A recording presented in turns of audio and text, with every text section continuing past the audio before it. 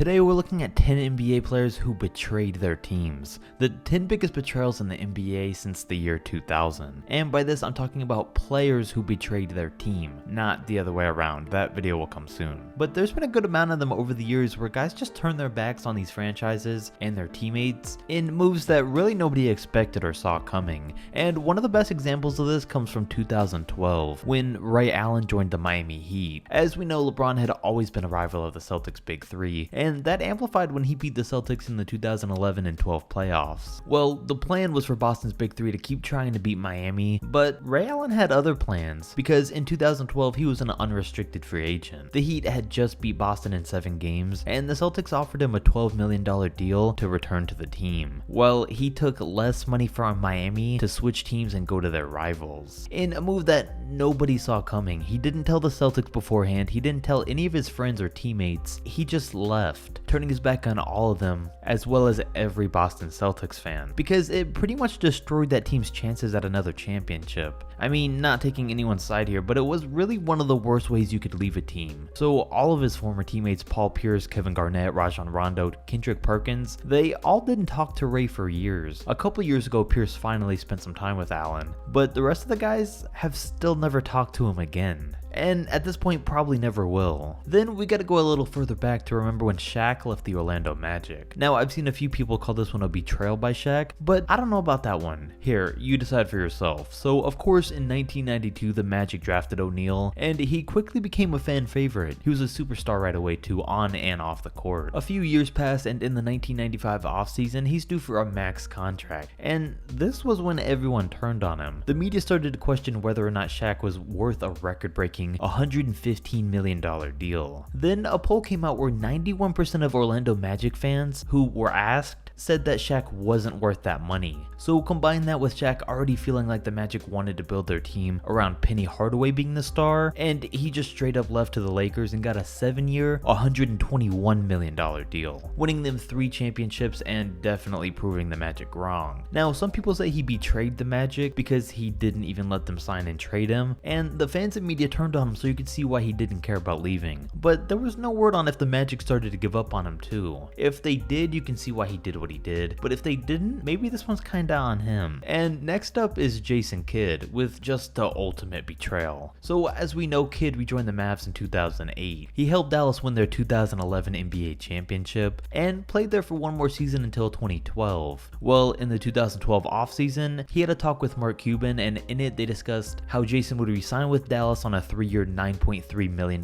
contract, and after it was over he would transition into a front office role for them. Well, later on in that same exact day, he signed with the Knicks on the same exact 3-year $9.3 million deal that the Mavs just offered him. I don't know what went on in his head that day in between making these two moves, and apparently neither did Mark Cuban, because his betrayal is the reason that he said he never retired Jason Kidd's number 2 jersey for the Mavs. And the whole thing's so strange. The Knicks signed Kidd in the first place to mentor Jeremy Lin, but then let him go sign with the Rockets that same offseason. So who knows? And not only did Cuban get burned by Jason Kidd, but DeAndre Jordan too. So in the 2015 offseason, Tyson Chandler had just left his second stint with the Mavericks, so they needed a center. And they had actually landed DeAndre Jordan, who verbally agreed to sign with them on a 4-year $80 million contract, and that should have been that. He made the verbal commitment, so he should have followed through with it, but then basically half the Clippers roster flew out to his house, had a meeting with him for hours. Then they got word that Mark Cuban was trying to come to his house too, and they just wouldn't let him in. Wouldn't let DeAndre take calls from him or Chandler Parsons,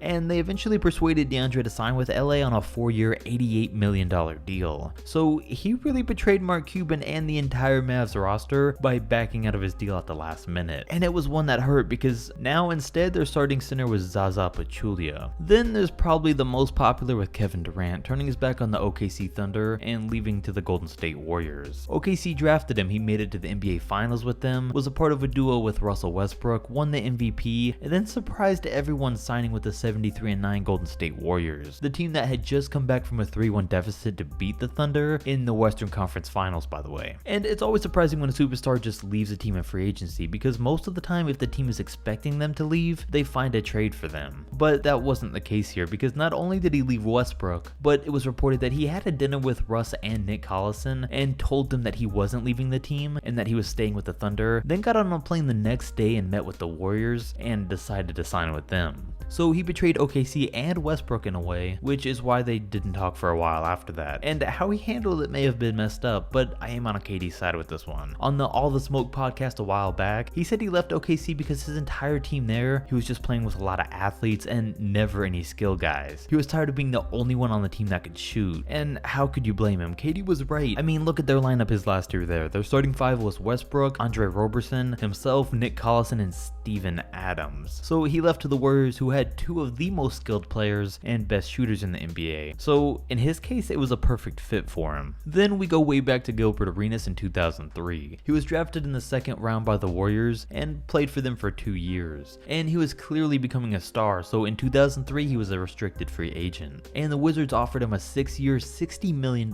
contract, one that the Warriors couldn't match. But Arenas was still unsure of where he wanted to sign. It was between the Warriors, Wizards, and the Clippers. So he made the decision with a coin flip. I don't know how a two-sided coin decides between 3 teams, but he made it work. And he obviously joined the Washington Wizards. And this one felt like a betrayal because the Warriors were the ones that gave him a chance, helped him become the most improved player in the NBA, and they were finally getting on track to becoming a good team. And they only couldn't match the Wizards deal because of a flawed rule, with him being a second-round pick, that was corrected and is now known as the Gilbert Arenas rule. So he brings it down to a coin flip, leaves the team, and they become bad for most of the time until the Splash Brothers era. And we can keep things around the same time period with our next player, which is Vince Carter. So the Raptors drafted Vince, he became a star there, made them a good team, and was known as the best Raptors player for years. But you may not remember how bad things left off for him there. Well, in the 2004 offseason, the Raptors started a rebuild, and Vince wasn't happy with this. He wanted to win now, so the front office lied to him and told him that's what they were gonna do, while instead they just continued to start rebuilding. So Vince requested a trade, but the season started and they still didn't trade him. So for the first 20 games of the season, he averaged under 15 points a game, was often benched in the fourth quarter. Some believe he even faked injuries to get out of games early, and he later admitted to not trying so he would get traded sooner. And it worked because superstar Vince Carter got traded for basically nothing. So Raptors fans burned his jersey, and in his first game back in Toronto, everyone booed him and wore FUVC shirts. I see both sides here, but I also see why the team felt betrayed. Then we have Carmelo Anthony, who had the rare double betrayal here. So his contract was up with the Nuggets in the 2011 offseason. Well, in the 2010 offseason, he declined a contract extension with Denver, which meant that he just didn't want to be there anymore. And that was true because soon after he requested a trade. So in February of 2011, they traded him to the Knicks for Wilson Chandler, Danilo Gallinari, Timofey Mozgov, and Raymond Felton. So by the time he got there, the Knicks had zero depth, and he kind of played himself. He betrayed the Nuggets by leaving them, and then betrayed the Knicks by having them give up half their roster to get him, when he could have just waited 4 more months and straight up signed with New York in the offseason. And all of this was part of the reason New York was never good with him. It was tricky though. Either way, he had to betray someone, and with the scenario he chose, he played himself. And speaking of double betrayals, some say Dwight Howard did the same thing. So as we know, he was the Orlando Magic's star player, but he got tired of losing. So in April of 2012, it comes out that he asked management to fire Stan Van Gundy, who was their head coach. They fire him, then 2 weeks later he's ruled out for the rest of the year for a planned back surgery. I don't know why he'd get his head coach fired if he knew he wasn't even going to be playing anymore. And I even more don't know why he'd do it if he knew that he'd be leaving the team, because he requested a trade just a couple months after that. So once again, Magic fans felt betrayed by all this. But then he gets to the Lakers and they gave up a good amount for him. And with him, they now have championship hopes, but he couldn't get along with his teammates, never fully got in shape, then left the team in free agency that next offseason.